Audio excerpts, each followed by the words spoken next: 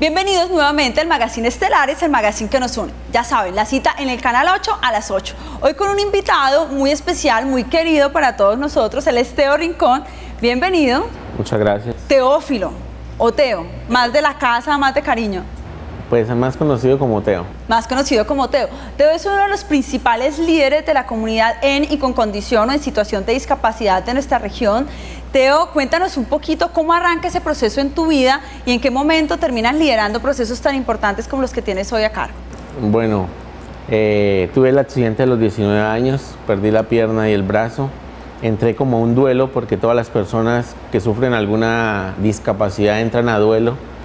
Tienen que empezar a aceptarse a sí mismo. Duré más de 2 años en ese trámite, en ese lapso, donde me puse mis metas, que era primero que todo pues terminar mis estudios.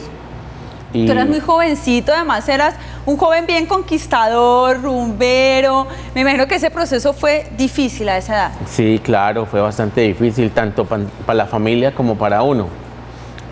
Como te dije, duré 2 años en duelo, empecé a estudiar, a buscar mi motivación personal, empecé a trabajar y ahí empecé a ver los problemas que tienen las personas con discapacidad. Primero, para entrar laboralmente a alguna empresa. Segundo, para poderse movilizar en esta ciudad que es inaccesible, que es Bucaramanga. Y tercero, la aceptación. Empecé a trabajar con un amigo en una empresa. ¿A los 19 años? A los 21, 20 más o menos. 20 más o menos, 21.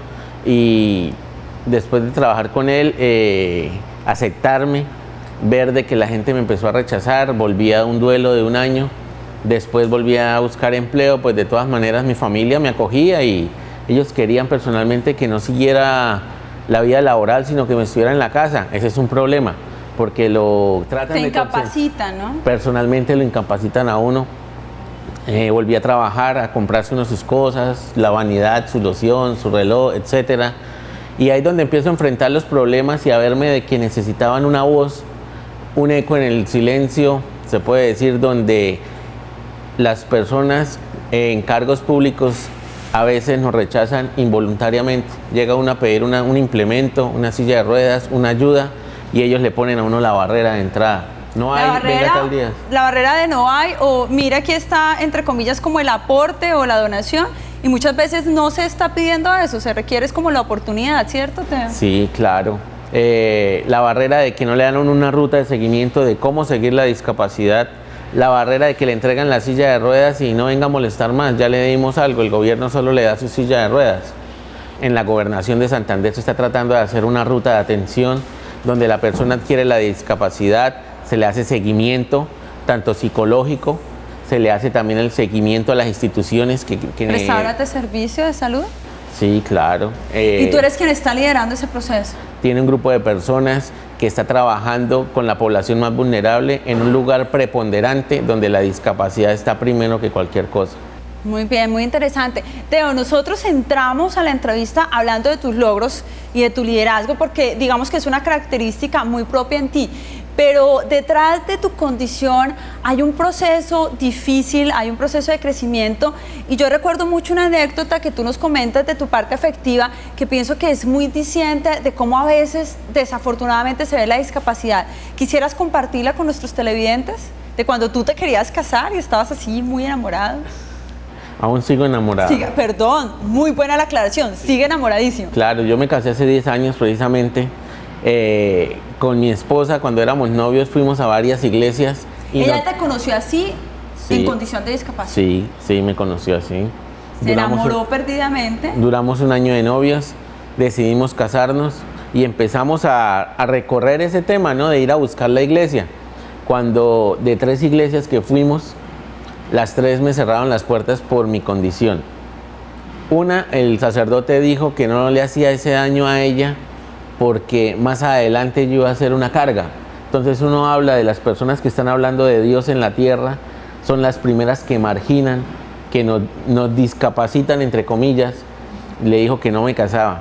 Entonces nos fuimos para otra iglesia y otra dijo que ella no se ha dado cuenta de mi discapacidad. Y yo le digo, mi discapacidad es diciente, se ve que me falta una pierna y un brazo, ella como no se da cuenta y que no le hacía ese daño porque sería imperdonable. Entonces nos damos cuenta de que la gente en su ignorancia ven que la discapacidad es una carga. Y el último dijo que no nos casaba porque teníamos que tener mínimo 3 años de novios, que eso es algo ilógico. Segundo, que ella iba a ser la que iba a mantener el hogar y que yo de pronto más adelante empezaba con mis achaques o algo de discapacidad, entonces que no. Y decidimos a los 3 días casarnos por lo civil y hablé con un notario y nos casamos. Esto fue un miércoles y nos casamos un viernes y actualmente estamos felizmente. 10 años de felicidad absoluta. Teo, la discapacidad no tiene que ver con la condición física. ¿Con qué tiene que ver? Yo tengo una frase muy diciente que es: las personas solo les importa la discapacidad hasta que no nos toca. Me explico. Si alguien que sufre una discapacidad, la familia es la que le empieza a importar los temas, la normatividad que hay para ellos, etcétera. El papá, el hermano, el hijo. Hasta que no nos toca, nos hiere, no nos interesa. En Bogotá hay un centro comercial donde más del 50% de personas que trabajan allí son en condición de discapacidad, que se llama La Gran Estación. Pero el dueño tuvo un hijo con discapacidad, un accidente, tuvo el muchacho, quedó cuadripléjico. Se llama Juan Pablo Salazar, que es alguien muy influyente en la discapacidad colombiana porque él es el presidente del Comité Paralímpico. Y así fue donde él construyó el centro comercial accesible totalmente para su hijo y para todo el mundo. Y él dice que lamentablemente, como les digo, le tocó esa espinita, la discapacidad, y siempre le interesa montar una fundación que se llama Arcángeles y colaboran a mucha gente en Bogotá. En condición de discapacidad. Teo, ya volvemos después de un breve corte en el Magazine Estelares con este tema muy importante que es la inclusión. Estás viendo Estelares.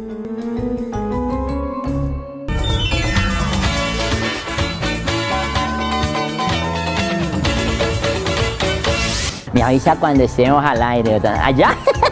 Es que uno no puede perder su fashion, su target. Es que ya estamos aquí, Brea Microondas, desde una ciudad muy conocida en Colombia. Y le estaba diciendo aquí al doctor camarógrafo y todo aquí.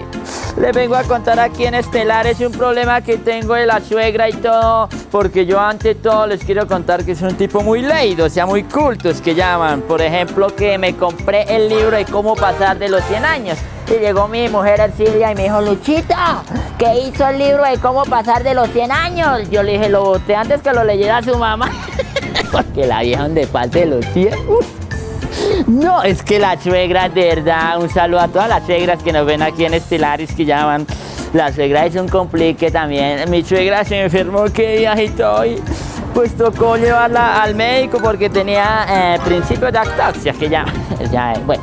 Y entonces la llevamos al médico y entonces salió el doctor así con cara de triste, me puso la mano en el hombro y me dijo: Lucho, le quiero decir una noticia muy difícil. Yo dije: ¿qué sería?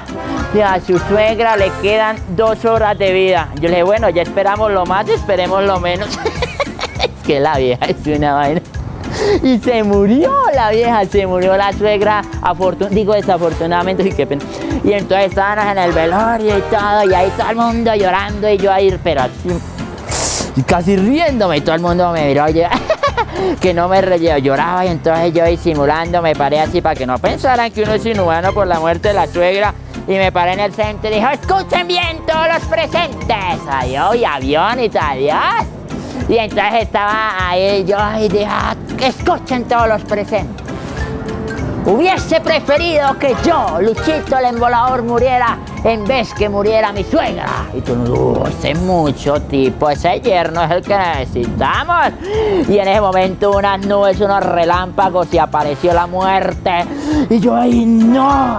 Y la muerte dije: escuché que usted dijo que prefería morir usted en vez de su suegra. Así que vengo por usted. Yo le dije: uy, ya no se puede hacer una chance ahora. Uy, qué pena con las suegras. Sigamos aquí en Estelares, yo aquí ilustrando para... Ay, ya, doctora. Ay, qué bonita.